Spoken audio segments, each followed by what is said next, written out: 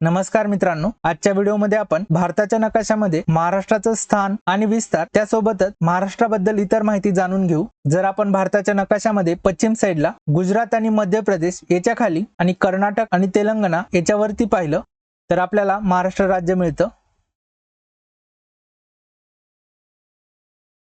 स्वातंत्र्यापूर्वी हा एरिया मुंबई प्रांत किंवा मुंबई इलाका म्हणून प्रसिद्ध होता, पण स्वतंत्र झाल्यानंतर 1956 मध्ये महाराष्ट्र आणि गुजरात या दोघांचं मिळून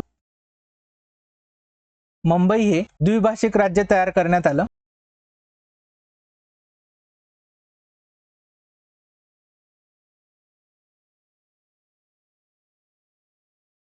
पण स्वातंत्र्यापूर्वीपासूनच मराठी भाषिकांसाठी एक वेगळं राज्य महाराष्ट्र याची मागणी सुरूच होती आणि म्हणूनच 1 मे 1960 मध्ये महाराष्ट्र राज्याची निर्मिती करण्यात आली, ज्याची राजधानी मुंबई ही बनवण्यात आली। महाराष्ट्राचा क्षेत्रफळाच्या दृष्टीने विचार केला तर राजस्थान आणि MP यानंतर महाराष्ट्राचा तिसरा नंबर येतो। महाराष्ट्राचे क्षेत्रफळ 3,07,713 चौरस किलोमीटर इतकं आहे। यावर परीक्षांमध्ये प्रश्न येतो, तर हे लक्षात ठेवा। महाराष्ट्राची लोकसंख्या जर आपण विचार केला तर 2026 मध्ये 12,93,00,000 इतकी महाराष्ट्राची लोकसंख्या येईल। याच वर्षी MPSCच्या प्रिलिम्स परीक्षेमध्ये हा प्रश्न विचारला गेला आहे। सध्या स्थितीला आपण महाराष्ट्राचा नकाशा पाहिला तर आपल्याला एकूण 6 प्रशासकीय विभाग मिळतील। यामध्ये इकडे आहे सुरुवातीला कोकण विभाग, पालघर, ठाणे, मुंबई उपनगर, मुंबई शहर, रायगड, रत्नागिरी आणि सिंधुदुर्ग असे एकूण 7 जिल्हे या कोकण विभागात आहेत। त्यानंतर आपण हिरव्या रंगामध्ये पाहिलं तर इथे आपल्याला पुणे विभाग मिळतो। पुणे, सोलापूर, सांगली, कोल्हापूर आणि सातारा हे 5 जिल्हे पुणे विभागात आहेत। त्यानंतर आपण पिवळ्या रंगामध्ये पाहिलं तर आपल्याला नाशिक विभाग मिळतो। नंदुरबार, धुळे, जळगाव, नाशिक आणि अहमदनगर हे 5 जिल्हे नाशिक विभागात येतात। त्यानंतर आपण मराठवाड्यात पाहिलं तर इथे औरंगाबाद यालाच नवीन नाव संभाजीनगर, त्यानंतर जालना, परभणी, हिंगोली, नांदेड, लातूर, उस्मानाबाद आणि बीड असे एकूण 8 जिल्हे आपल्याला औरंगाबाद किंवा संभाजीनगर विभागात मिळतील। त्यानंतर आपण पूर्वीकडे आलो तर आपल्याला अमरावती विभाग मिळतो। अमरावती, अकोला, बुलढाणा, वाशिम, यवतमाळ हे 5 जिल्हे आपल्याला अमरावती विभागात मिळतील। त्यानंतर त्याहून पूर्वीकडे आपण आलो तर आपल्याला नागपूर विभाग मिळतो। नागपूर, वर्धा, चंद्रपूर, गडचिरोली, गोंदिया आणि भंडारा हे 6 जिल्हे आपल्याला नागपूर विभागात मिळतील।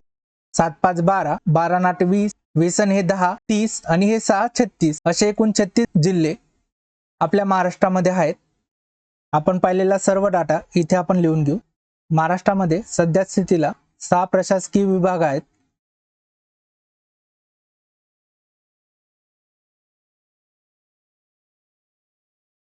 त्यामध्ये एकूण 36 जिल्हे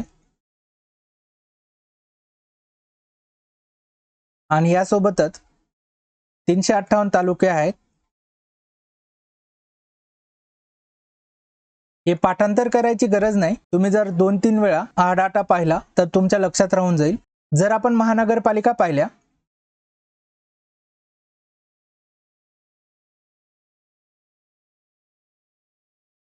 तर महाराष्ट्रामध्ये एकूण 29 महानगरपालिका आजच्या स्थितीला आहेत। त्यासोबतच आपण जर जिल्हा परिषदा पाहिल्या तर महाराष्ट्रामध्ये एकूण 34 जिल्हा परिषद आहेत। हा तर आताचा डाटा आहे, पण जर आपण 1960 मध्ये ज्यावेळेस महाराष्ट्र तयार झाला होता त्यावेळेसचा डाटा पाहिला तर त्यावेळेस महाराष्ट्रामध्ये एकूण 26 जिल्हे होते आणि 229 तालुके होते, हे पण लक्षात ठेवा।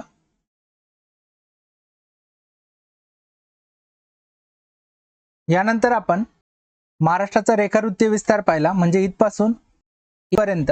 तर पश्चिम साईडला आपल्याला 72.36 डिग्रीचं रेखावृत्त किंवा लॉंगिट्यूड मिळतं आणि पूर्व साईडला आपल्याला या ठिकाणी 80.54 डिग्रीचं रेखावृत्त किंवा लॉंगिट्यूड मिळेल।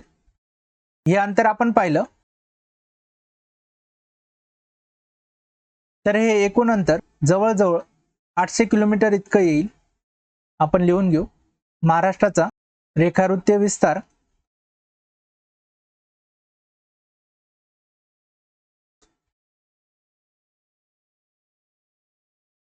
72.36 डिग्री पूर्व ते 80.54 डिग्री पूर्व इतका असून टोटल अंतर जवळपास 800 किलोमीटर इतकं आहे.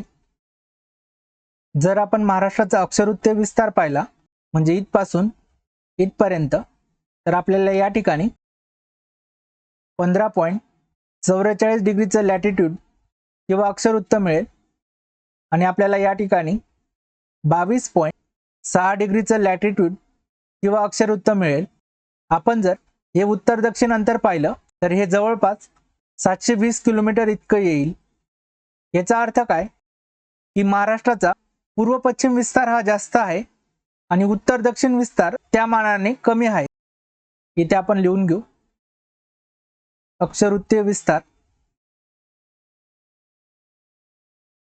हा आहे 15.44 डिग्री उत्तर ते 22.6 डिग्री उत्तर. टोटल अंतर येईल 720 किलोमीटर. यानंतर आपण महाराष्ट्राचे शेजारील राज्य पाहणार आहोत. जर आपण नकाशामध्ये महाराष्ट्राची पश्चिम साईड पाहिली तर इथे आपल्याला अरबी समुद्र मिळतोय, म्हणून पश्चिम साईडला कोणतंच राज्य नाही. त्यानंतर आपण महाराष्ट्राची उत्तर साईड पाहिली तर आपल्याला इथे गुजरात आणि MP मिळतं, मध्य प्रदेश. गुजरातच्या शेजारी आपल्याला पालघर, नाशिक, धुळे आणि नंदुरबार हे 4 जिल्हे दिसतात. मग आपण इथे लिहून घेऊ. उत्तर साईडला सर्वात आधी गुजरात, या राज्यासोबत पालघर, त्यानंतर नाशिक, धुळे आणि नंदुरबार हे 4 जिल्हे सीमा टच करतात. त्यानंतर मध्य प्रदेश,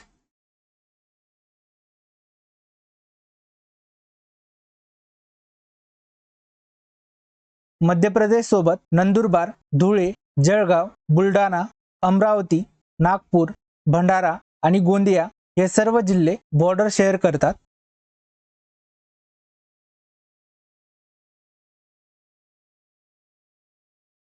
त्यानंतर धुळे, जळगाव, बुलढाणा, अमरावती,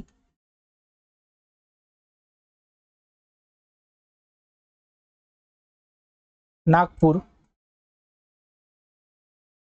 भंडारा आणि गोंदिया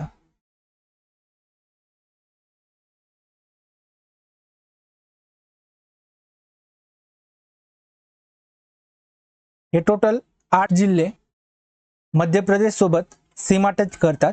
यापैकी नंदुरबार जिल्हा गुजरात आणि मध्य प्रदेश या दोघांसोबत सीमा टच करताना दिसतोय. यानंतर आपण पश्चिम साईड पाहिली तर आपल्याला छत्तीसगड राज्य मिळतंय. या राज्यासोबत गोंदिया आणि गडचिरोली या 2 जिल्ह्यांची सीमा टच होताना दिसते. मग आपण इथे लिहून घेऊ. पश्चिम छत्तीसगड,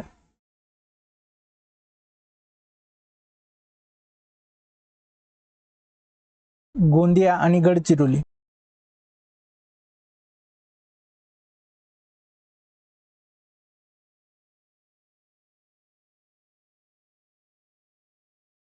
यानंतर आपण दक्षिण दिशा पाहिली आपल्याला तेलंगणा, कर्नाटक आणि गोवा ही 3 राज्ये मिळतील. तेलंगणाची सीमा गडचिरोली, चंद्रपूर, यवतमाळ आणि नांदेड या 4 जिल्ह्यांसोबत आहे. आपण इथे लिहून घेऊ.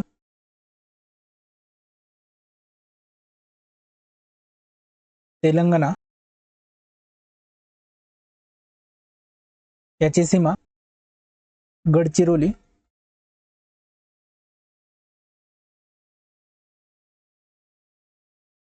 चंद्रपूर, यवतमाळ आणि शेवटी नांदेड या 4 जिल्ह्यांसोबत आहे. त्यानंतर आपण कर्नाटक पाहिलं तर नांदेड, लातूर, उस्मानाबाद, सोलापूर, सांगली, कोल्हापूर आणि सिंधुदुर्ग या सर्व जिल्ह्यांसोबत त्याची सीमा आहे.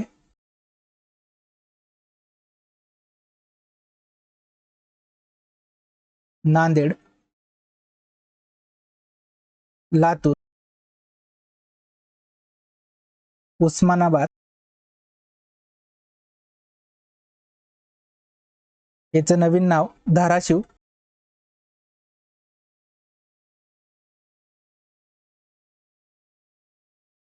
त्यानंतर सोलापूर, सांगली, कोल्हापूर आणि शेवटी सिंधुदुर्ग. अशा 7 जिल्ह्यांसोबत कर्नाटकची सीमा आहे. यानंतर आपण गोवा बघितला, तर गोव्याची सीमा ही सिंधुदुर्ग जिल्ह्यासोबत टच होते. इथे आपण लिहून घेऊ गोवा.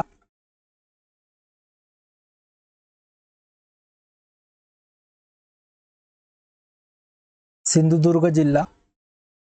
त्यानंतर आपण जर पालघर जिल्ह्याच्या वरती पाहिलं तर आपल्याला दादरा नगर हवेली हा केंद्रशासित प्रदेश मिळतो, ज्याची सीमा पालघर जिल्ह्यासोबत टच होते. हे पण आपण लिहून घेऊ.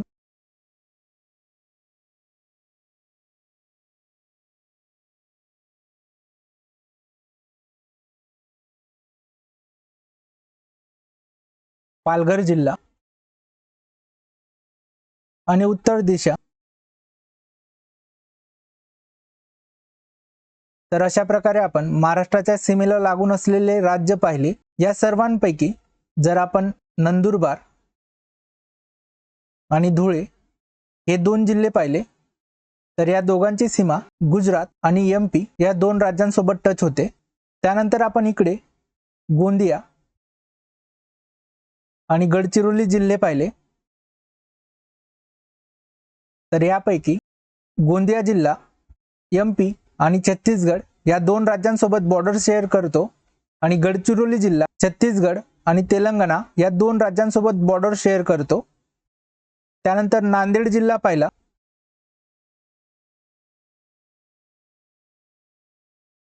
तर हा जिल्हा पण तेलंगणा आणि कर्नाटक या 2 राज्यांसोबत बॉर्डर शेअर करताना दिसतो. यानंतर आपण सिंधुदुर्ग जिल्हा पाहिला तर हा पण गोवा आणि कर्नाटक या 2 राज्यांसोबत बॉर्डर शेअर करतो. तर अशा प्रकारे 6 जिल्हे ज्यांची सीमा 2 राज्यांसोबत टच होते. तर आजचा व्हिडिओ आपण इथेच थांबवू. आय होप आजची माहिती तुम्हाला आवडली असेल.